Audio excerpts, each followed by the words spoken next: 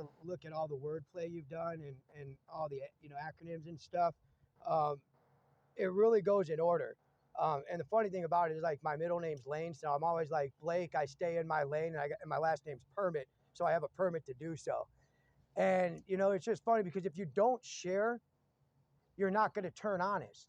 So it's vital to the program that you do share. You don't have to share first, but it's important to share so you become honest with yourself. And that's, we're building a puzzle right now, I feel like, at the beginning.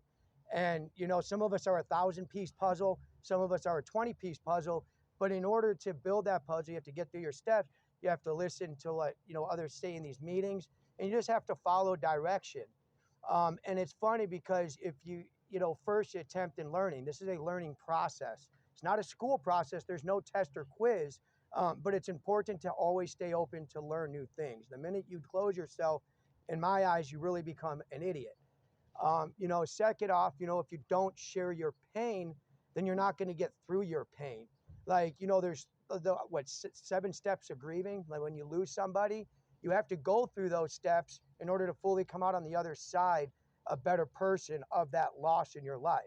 To this day, I still miss my mom, but I went through those steps. I don't have to dwell on it. I don't have to cry on it. And I know that I at least did the right amount of things in my life while she was alive.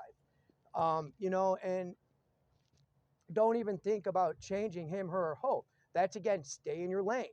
It's not our job to go out there and start changing everybody. We can't change nobody until we change ourselves.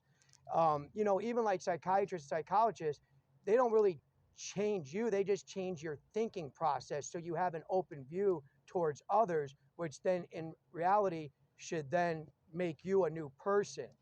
And you got to turn it over to God in order for this program to work. And I do these 3 things every day, and I'll continue to say it. When I wake up, I ask God, to please get me through the day, whatever. Second thing, I try to be better than the person I was. Open to every improvement is an improvement. And then the last thing I do is I thank God for getting me through the day, for whatever curveballs, might come your way. And that's how I stay close to my God. Maybe you do it a little bit different, but that's how I do it. And then turn it over, which is funny because TIO is Tio, and Tio in Spanish is uncle. And we all, if you came from like somewhat of a decent family, the person you always go to, you wouldn't go to your parents, you went to your uncle, or your cousin, because those were the easiest people to talk about, the little crazy, quirky things that maybe happen in your, at high school or, growing up. And they're the ones that you were able to have fun with. That not so serious. At least that's when my family, worked. We had, Crazy Steve or whatever. So that's just kind of funny right there. And then how? Honest, open, and willing. You got to be honest to the program, open with yourself or open to learn and willing to learn. That's the only way that this is going to work. And once you start to do those things, you could become accepting of you. But there's other things that I do, like I try to work out. More. I do little changes that are a little uncomfortable, but I know that's going to make a better me and have me have a better outlook on my self-worth at the end of it. And we're not alone here. As long as you don't isolate yourself, you're going to realize that there's tons of people here that have been through what you're going through or been through and have gotten to the other side, especially if you listen to people that have years under their belt. Not so much, a newcomer. And maybe a newcomer could come in because they still got through it, but they carried unhealthy habits. So maybe following their habits ain't the best thing, but you can still ask them, how did you get through that death? How did you get through that breakup? How did you not kill yourself? How did you not want to harm, others when you did this happen? How do you not want to harm, another person? So it's just really important just to like get outside of yourself, even if you're like, we were just having a conversation about, A personalities, B personalities. If you're someone that like bottles up, if an A personality approaches you, a group of A personalities approach you, open yourself up to that, go and talk with them. They're trying to get you out of yourself. And, another person had said at another meeting, basically if you see someone down here walking with their head down or maybe slipping, get them back up, get them with their head up. It's not our job to talk behind their back, stay in your lane, but it's our job to motivate them and get them back with their head walking high. And someone helped me with that today within the program. I got a free haircut, but I wouldn't have gotten that free haircut if I left my mouth closed. Closed mouths don't get fed. And you'll be really surprised, even some of the grumpy people are still willing to do non-grumpy things.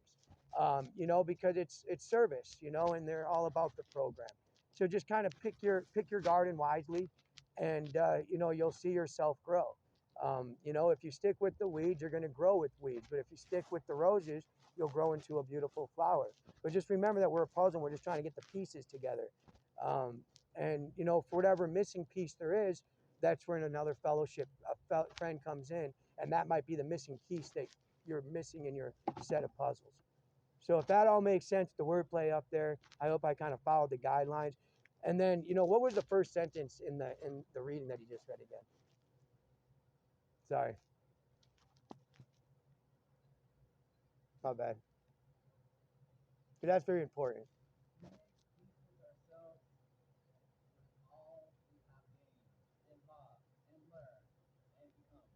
And there you go. Once you overcome all the obstacles, you'll be able to be at peace with yourself. You're going to sleep better, wake up better, think better, and just get through life better. Like this prime around is a lot easier for me because my kid's 22 years old now. A lot of my family members have passed away. So I don't have anybody to impress except my God and myself. So it's a little bit easier. I'm not walking on eggshells, so to speak. And, and it just, I'm at peace. So if you could just do those three things they say, you'll just be a lot more peaceful person. A lot more people like to be around someone at peace than someone that's, in chaos all the time. So with that, I'll pass. Thank you.